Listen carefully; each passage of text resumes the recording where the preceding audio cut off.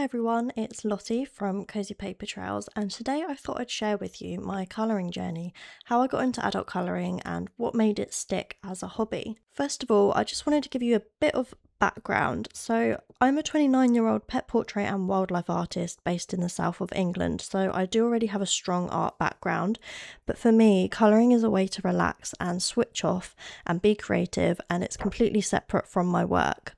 Whilst I'll tell you about my colouring journey, there'll also be a time-lapse on screen of me colouring a page from the Bunny Book, I call it, by Katoli, which is part of the Japanese Tokumeku series.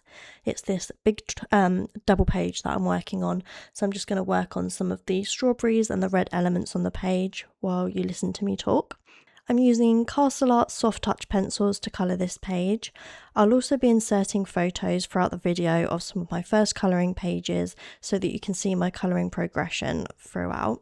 I've always been a really creative person. I've loved art my whole life, and I can remember always doing crafty bits as a child and colouring when I was little.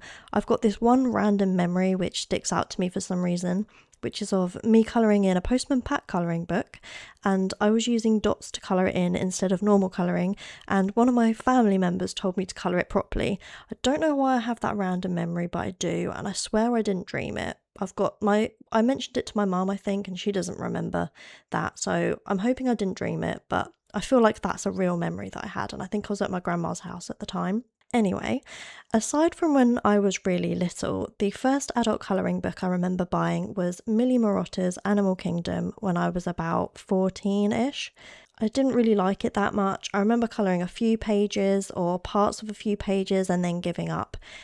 I'll insert some pictures here because I've just asked my sister if she still has the book, and she does, so I managed to take some photos of the pages. But yeah, I remember just giving up after a little while. The hobby didn't stick. I think I just got a bit bored. Ended up giving the book to my sister, and yeah, she still has the book currently, but I don't think she really colours in it that much. I don't think I then touched a colouring book until I was at university. I don't even know how I came across it, but I came across some Johanna Basford books online, and I believe I might have watched some YouTube videos about them, but I can't really remember. So I ordered myself The Secret Garden book by Johanna Basford and a set of the Faber-Castell classic coloured pencils that came in a red box. I remember being super excited for them to arrive.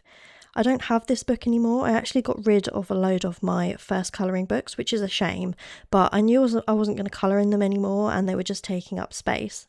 I did, however, upload a YouTube video onto my art YouTube channel showing my colouring book collection years ago, so I've managed to take some screenshots of that video so I can insert them into this video. They're not the best quality photos because I was like moving the page around in the video, so I've kind of screenshotted what I can.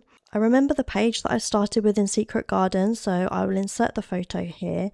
This double page took me forever, and I didn't include a background or anything, but I did try to do some shading. It's not the best, but it was okay for a first attempt. I found it so much fun that I ended up buying some more Johanna Basford books. Next, I think I got Enchanted Forest. I did show a flip through of this book in my colouring book collection video up on this channel, but I've since got rid of the book. If you would like to see a full flip through of that book, I'll link that video in the description below, as well as my old colouring book collection video from my art channel in case you want to check that out and see some flip throughs of my older colouring books. When I coloured in Enchanted Forest, I started working from front to back. The first page I did in this book was the title page. You can see the shading here isn't great, but I really enjoyed it and I was becoming obsessed. Next I did the name page and this giant map page, which took me ages. I really don't think I'd have the patience anymore to do the border on this page, honestly. I think I had much more patience back then. Then I just continued through the book using my Faber-Castell Classics pencils, and I think also at this point I had bought some Crayola coloured pencils and also a couple of open stock Faber-Castell Polychromos pencils to try. And here are some other pages that I did in this book. And then after I got to this page, I stopped working in order and I ended up following a tutorial by Peter Hewitt here on YouTube, who I don't know if she uploads anymore, if I've not seen her pop up in a long time. But yeah, I followed one of her colour alongs for this page and I was obsessed with how it turned out. It did teach me a lot about shading and adding white highlights. Another page I did in this book was this giant double page spread, which I remember spending many hours on. I did use someone else's colouring page from Pinterest as inspiration, so I can't take credit for the colours or anything on this page really, but it was good practice. I used to copy others' work from Pinterest quite a bit because I found choosing colours difficult, and it was just a good way for me to learn. I also then decided to buy Joanna Basford's Lost Ocean and Magical Jungle. For some of the Lost Ocean pages I did use fine liners because the details were so intricate that it was just easier. I preferred the white paper in these books compared to the creamy coloured paper in the other Joanna Basford's books. I also did a huge double page spread in Magical Jungle, which you can see here, and the shading wasn't great at all, especially the background. I think I kind of rushed that bit. I really did enjoy this page, but there was a lot of large open spaces, which I wasn't a fan of colouring. I did start quite a few other pages in this book, but I don't think I actually completed any others. After I finished university in 2018, I discovered Kirby Rosan's and was intrigued to try out his style. I bought Imagimorphia, Animorphia and also Mythomorphia. The only one of these three that I still have is Mythomorphia because it's got less of the doodles in, which I found frustrating to colour. I completed a few pages in these books and also started some which I never finished. I'll screenshot some of the images from my other video and insert them here so you can see some of the pages. My colouring was beginning to improve here, and I also had some more Faber-Castell Polychromos, which helped as they're higher quality pencils and have a better colour payoff. I also did this huge double page in Mythomorphia, which again I did copy someone else's page off Pinterest, so I can't take credit from it, but I feel like it did really help me to improve my skills and how to blend different colours together and stuff like that. In 2019, I started my art business, kind of unintentionally. I studied maths at university and then somehow ended up being a pet portrait artist, but that's another story. I've uploaded a video in a similar format to this video on my art channel, telling my art journey and how art became my career. I'll also link that video in the description below in case that is something that you're interested in. During lockdown, or around this time, I also purchased the 3 romantic country books by Erie, which I do still have and love today. I also got given the full set of Prismacolor pencils for Christmas, which again changed my colouring completely as they're so bright and bold. I sometimes used Polychromos and sometimes used Prismacolors depending on my mood. I still love both of these pencils and I use both of those pencil sets loads. I did a few pages which I'm really proud with, and I also left a lot of pages unfinished, and for some reason I sort of started to fall out of love with colouring. I'm not sure if it's because my art business was booming at the time and I was putting full energy into that, or what it was. I have no idea, but I don't remember colouring that much after this until around 2024, 2025 whilst I was pregnant. I remember purchasing some more Joanna Basford's books such as Small Victories and Rooms of Wonder.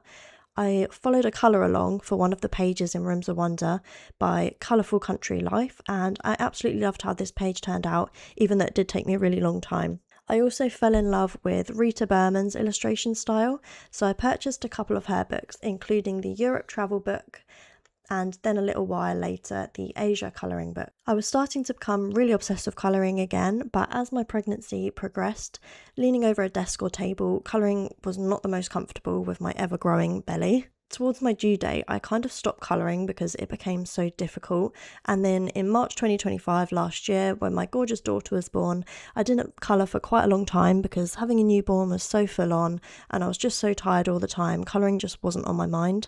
Towards the end of last year, I was made redundant from my part-time job in retail whilst I was on maternity leave.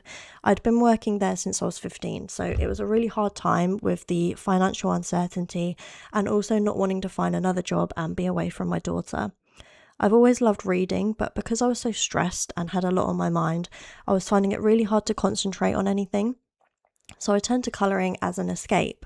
I found it was a way to calm my mind. I love listening to audiobooks while colouring, and it's still my ultimate calm space. I watched a lot of colouring YouTube videos and it opened me up to a whole new world of colouring books and what else is out there. I also discovered Disney Colour by Number books and I purchased the Grand Classiques Tome 10. I did so many pages in this book as I didn't even need to choose colours because it was colour by numbers, so it required basically no brain power. I used Cruella Super Tips and I was having so much colouring in it. I'm now actually over halfway through completing this book, so I'm hoping to complete it by the end of next year. I do now use acrylic markers for most of my colour by number pages, but I did start off with the super tips. For Christmas, my husband got me some alcohol markers, a cheap set of Deco Time ones, and a couple of cosy colouring books. I became obsessed with these colouring books, but after a while they became quite repetitive. I still do colour in these books, but less frequently now, as I prefer to colour a wide variety of pages and use a variety of mediums. Then, at the start of this year, I became even more obsessed with colouring and colouring supplies. I bought a few new books, including more Disney colour by number books and some others. Then, at the end of March, I decided to start this colouring channel. I watched so many colouring YouTubers and I just really wanted to join in. I've always enjoyed making video content. This channel was actually previously a book and reading channel, but I never got much video engagement, so I got disheartened and I gave up with that. I only had about 300 subscribers when I started uploading colouring content, and now I've got like nearly 1,600, so it grew quite quickly and it kind of encouraged me to keep going because people were watching my videos. My first colouring YouTube video was my March completed pages video. I kept uploading and my channel started doing really well. I was having so much fun interacting with everyone and becoming part of this amazing community of lovely people.